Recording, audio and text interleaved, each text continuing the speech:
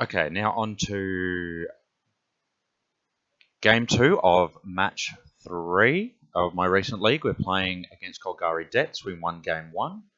On the second turn, our opponent will be on the play. And we will see it's an okay 7. It could be better. Top is okay, but if we run out top turn 1, which we're going to want to do to find land drop number 2, we don't leave Flusterstorm live, which might be relevant. We have a probe, I guess, which can help us find our second land drop. Echoing Truth to protect against Marit Lage, and Duress as interaction. So, I mean, we'll keep it, but it's not amazing. And our opponent keeps 7 cards as well, and leads on Urborg.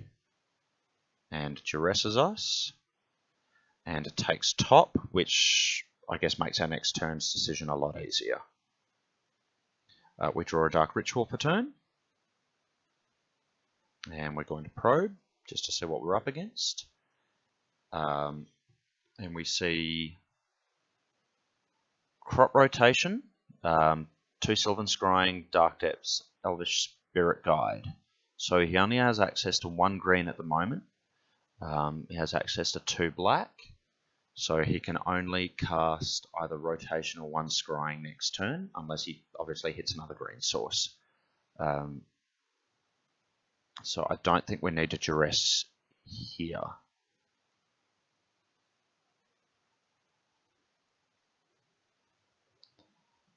And he obviously didn't find his second green source. He's going to cast Inquisition, and we're going to Flusterstorm that, because we don't want to lose Echoing Truth. We're going to value that over Flusterstorm, especially because we have a second copy, and we're not dying this turn.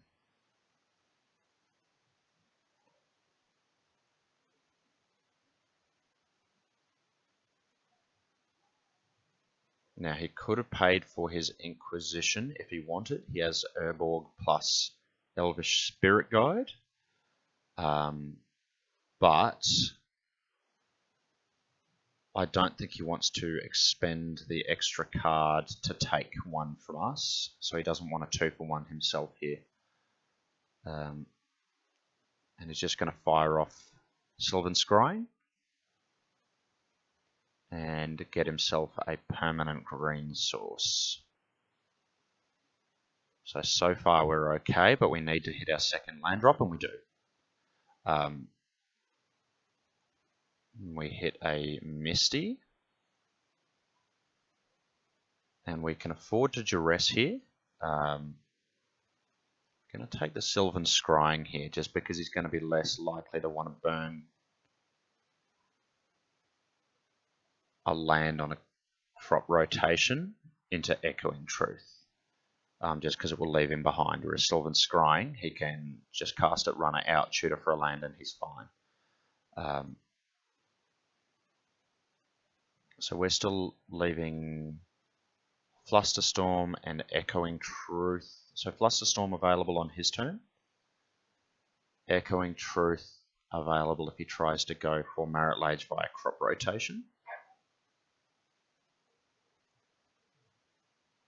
And we'll draw another duress, and we're not going to do anything with it. We're not in a rush to do anything at the moment. He doesn't have a clock, which is the nice thing about playing against these depths decks. They don't clock you, so you're not under any pressure to do anything. And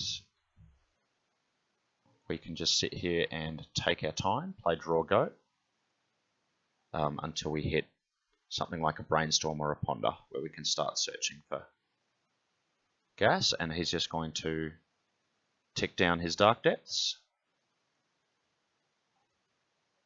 So he's going to try to manual mode it. He can afford to take his time as well. He's not under any pressure either.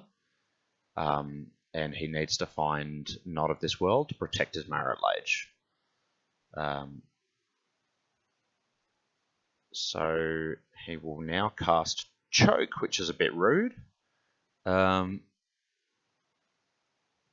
didn't really expect to see that. We decide for a second whether or not we're going to play Ponder here. We decide to just leave it.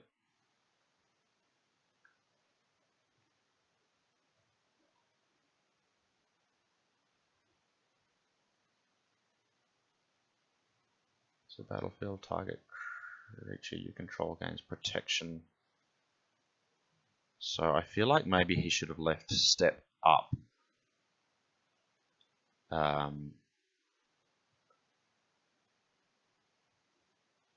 So he can crop rotate for step. But I guess that would lead to a better Flusterstorm, maybe. Alright, so here we draw Therapy, and we're going to try to take that crop rotation. We don't really care if we succeed. Basically, once it's out of his hand, it's out of his hand. We don't have to worry about it later. And here you can see the advantage of having Bayou main. Not always relevant, but here, great, because it gives us a land that will untap.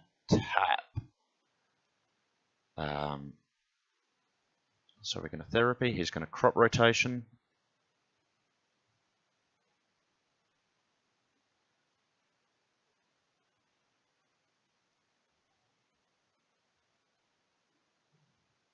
And he grabs his stage, which is fine. He doesn't want to use that.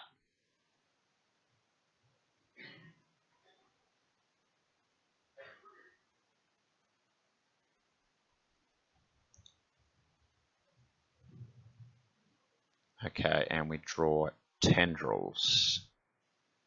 So this is pretty good for us here.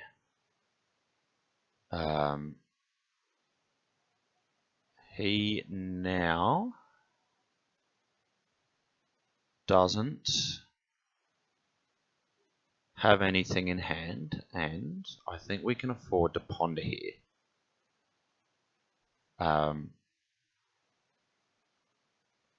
We can look for, I think maybe we should have fetched and pondered to keep our red source up. Because we can try to loop for past in flames. It's a bit difficult at the moment, but we find LED Lotus Petal, which is going to be fine. We're going to run out the LED. We don't want to lose that to an Inquisition or a Duress or something like that. We're a little bit exposed here because if they do that and they take Tendrils, that could be a problem. But we're not in terrible shape by any stretch. We're going to contemplate maybe Echoing Truth and Choke next turn, I think. Depending on what he does.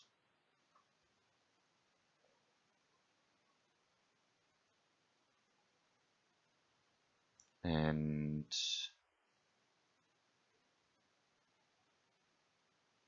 he does nothing. So we're going to draw our Petal.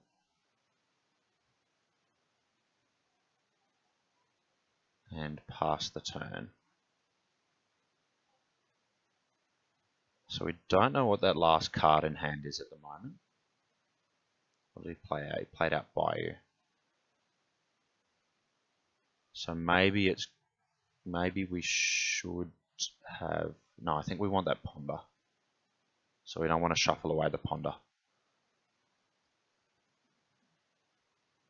And here we're going to lead on Petal to get down to the correct number of cards. And we're going to Ponder. So we can afford to Ponder here, because once again we still have Echoing Truth to untap if we need it next turn using Bayou and Petal. And we're not worried about Marit Lage at the moment because we also have Echoing Truth up for Marit Lage. And we see Rain of Filth, which we want.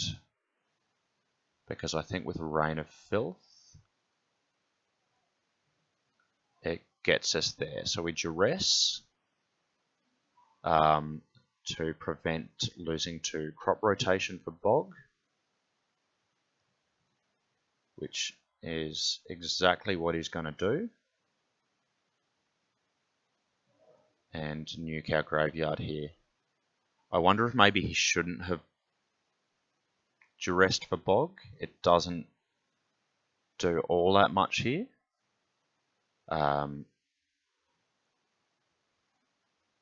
Basically just nukes a bunch of cards that weren't really going to be combo pieces and doesn't cut us off a Past in Flames win. And it wouldn't have added to Storm. I don't know if it matters, but I think maybe that was the wrong thing to do. Anyway, we're now going to fire off Rain of Filth. This will bring us up to 3 mana and Storm count 5. Dark Ritual will bring us up to 5 mana, LED to 8. Past in Flames will bring us down to 3, Ritual back up to 5. And we're going to have to fire off the Duress before the Tendrils. Purely to make the Storm count, because unfortunately our opponent isn't really fetching or probing or anything, so they're still on 20.